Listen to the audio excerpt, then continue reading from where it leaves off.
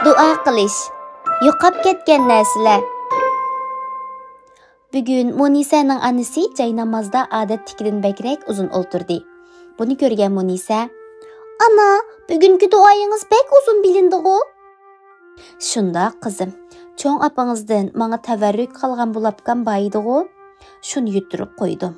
Ham anam uchun duo qildim, ham bulapkamni topa olishim uchun Allohdan yordam so'radim." Anasining eng yaxshi ko'radigan bulapkasini yuturib qo'yganligidan Munisaning ko'ngli yerim bo'ldi.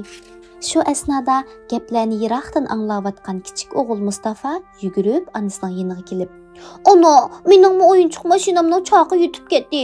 Uni tepish uchun men Allohga duo qilsam bo'lamdi."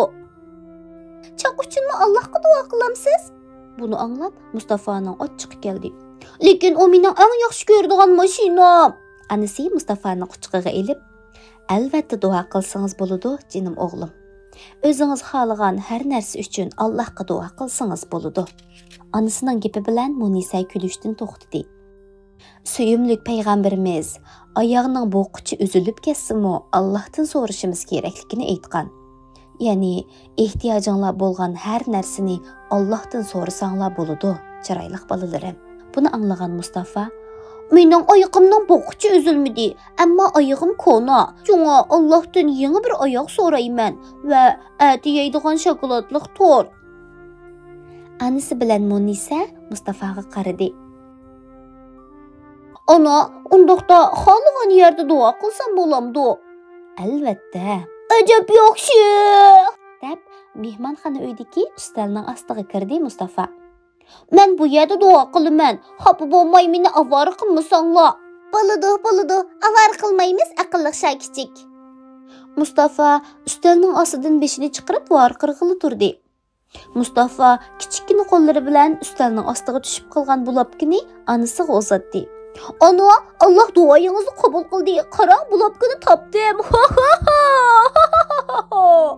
"Allohga cheksiz shukri. Sizga rahmat, jinim o'g'lim."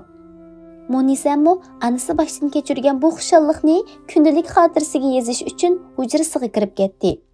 Mustafaning keyin bu aslimini o'qiganda qanday xushal bo'ladiganligini o'yladi. Kundalik xotirasini tartmadan oldi.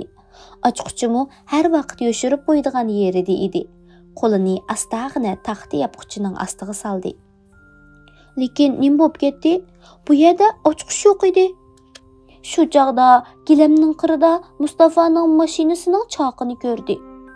U ko'ngli yerim bo'lgan holda, "Topgan narsam oralli bir tal o'yinchoq mashinaning choqi." U o'zini bekmi chorasiz his qildi. Xotirasida nurg'un aslamalar saqlaqliq edi. U xohlasa qulupni buzsa bo'ladi. Lekin unda qilsa eng yaxshi ko'radigan xotirasi yirtilib, buzilib ketadi. Quluplab qo'ysa, yozganlarining texmi bexatar bo'ladiganligini o'ylagan edi. Birdamdan keyin Mustafa kirdi. Achisining qo'lidagi chaqni ko'rib, "Voy, ochim choqni tepibdi. Duoyim ijobat bo'ldi." Voy! "Nima degan yaxshi? Onammo, Mustafamo izlagan narsalarni topdi. Men Allohga duo qilay." dedi va qo'llarini egiz ko'tarib, ochqushni tepish uchun Allohga duo qildi. Oradan necha kunlar o'tdi, lekin Munisa izlagan ochquchni topolmadi. Munisa yana duo qilishdan to'xtamadi. Oradan bir oydek vaqt o'tdi. "Ana, Alloh mening duoyimni qabul qilmaydigan o'xshaydi. Chunki ochquchimni hech topolmadim." Anasi qo'lidagi sovg'at bo'liqini sundi va "Ba'zida duolarim ijobat bo'lmadi deb o'ylaysiz.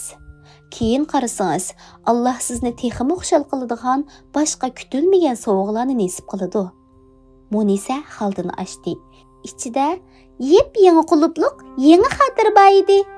"Allohim, aldirang'ulik qilganim uchun kechirim so'rayman. Sizni bek yaxshi ko'raman, bek yaxshi ko'raman, Allohim."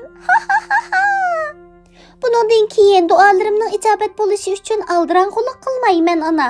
Sovg'atingiz uchun ko'p rahmat. Endi chiqib yangi kundalik xotiramning tunji xotirasini va yangi duolarimni xotiramga yozay."